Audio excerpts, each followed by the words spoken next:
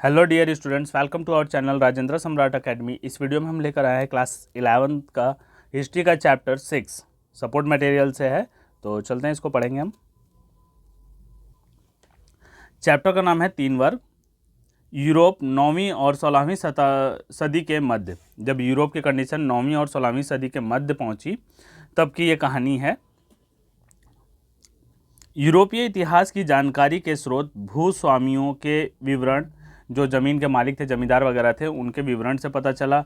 मूल्यों और विधि के मुकदमों के दस्तावेज जैसे कि चर्च में मिलने वाले जन्म, मृत्यु और विवाह के अभिलेख, ठीक है, आलेख वगैरह। जैसे अब होता क्या है कि पहले चर्च वगैरह में ही सारा इनका डाटा रहा करता था। पहले के समय में इनका जो, जैसे किसका जन्म हुआ, किसकी मृत्यु हुई, किसकी शादी हुई, चर्च वगैरह में ही सारा डाटा इनका रहा करता था। चर्च से प्राप्त अभिलेखों ने व्यापारिक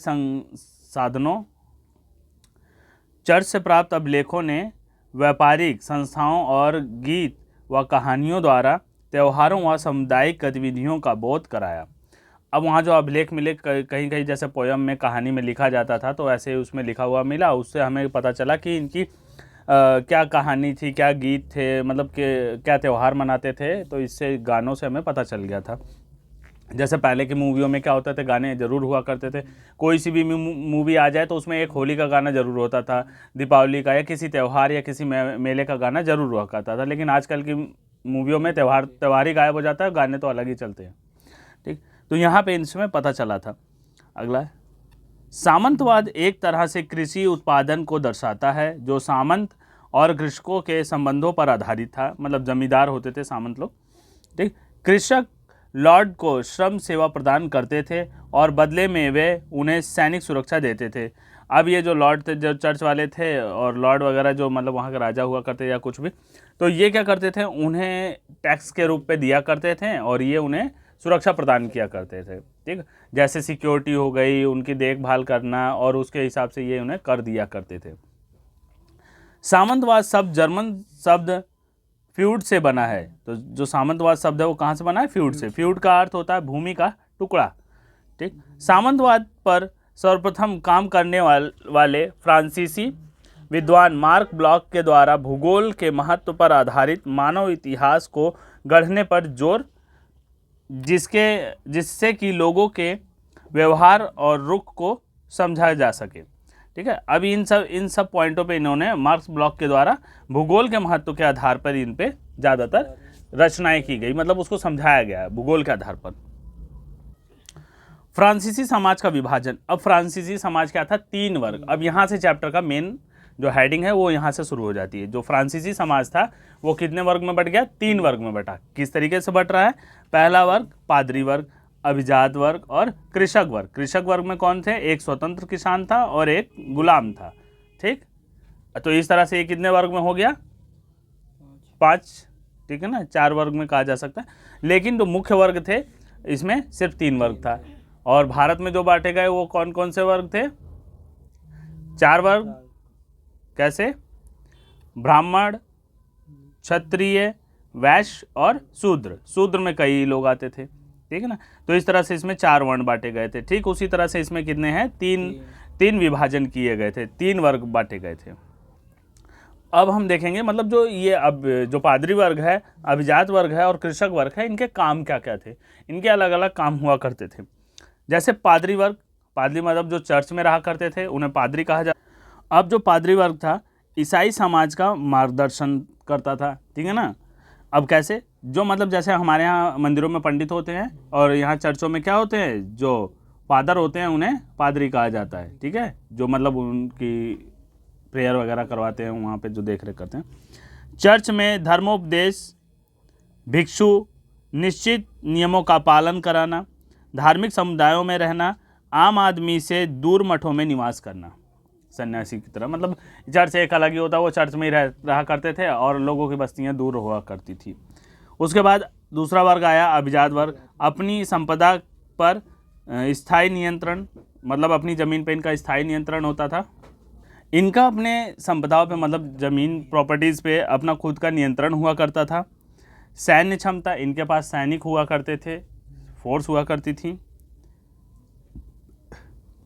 न्यायालय लगाने का अधिकार, ठीक है, जैसे कि मतलब सभाएं, पंचायत वगैरह, किसी का फैसला करना तो ये पंचायत वगैरह भी कर लिया करते थे। अपनी मुद्रा का प्रचलन, इनकी अपनी मुद्रा हुआ करती थी। नाइट, अश्वसेना की आवश्यकता के कारण इस वर्ग का उदय, नाइट वर्ग का मतलब जो घुड़सवार वगैरह होते थे तो उनका नाइट वर्ग कहा गया था उन्हें इसमें ही। अब आती है बात कृषक की। कृषक दो प्रकार के हुआ करते थे, एक स्वतंत्र होता था, एक नौकर हुआ करता था, दास हुआ करता था या सर्फ हुआ करता था। जैसे अपनी भूमि को लॉर्ड के काश्तकार के रूप में देखना है, ठीक है ना, कि लॉर्ड का मतलब हम सेवक हैं, तो वो अपनी भूमि को उनको समर्पण करके देखता था कि हम उनकी सेवा कर रहे हैं।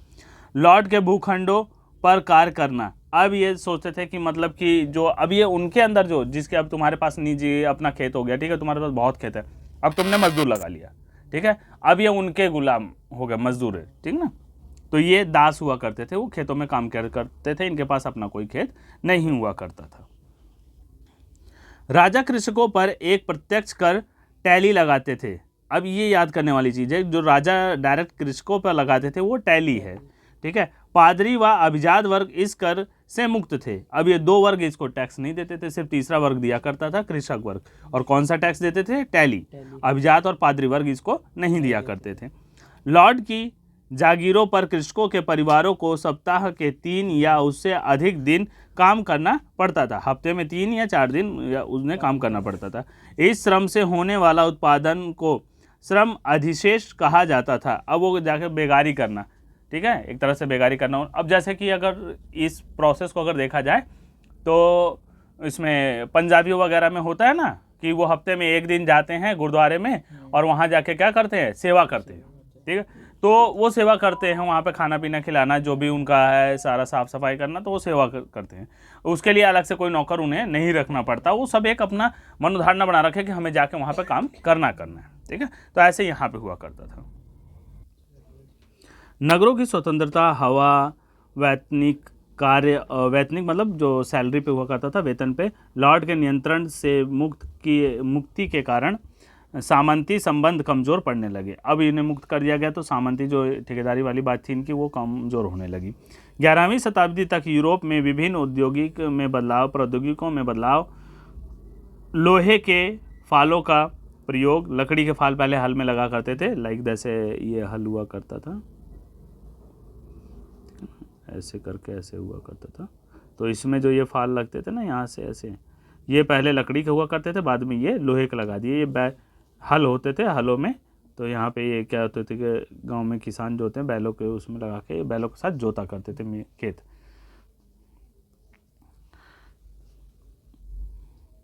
फलकों का प्रयोग, पशुओं को हलों में जोतने के तरीके में सुधार, पशुओं के खुरों में लोहे की नाल का प्रयोग, नाल मतलब ऐसे यू करके घोड़ों की उसमें, ताकि वो उनके पैर ना घिसे, ठीक है ना, खुरे ना घिसे, इस तरह से नाल लगी होती थी। 2 खेतों वाली फसली व्यवस्था में 3 खेतों वाली व्यवस्था की शुरुआत तथा वायु व जल शक्ति के उपयोग से कृषि क्षेत्र में क्रांतिकारी परिवर्तन। अब इसमें हो क्या गया कि पहले 2 फसलें उगाया करते थे,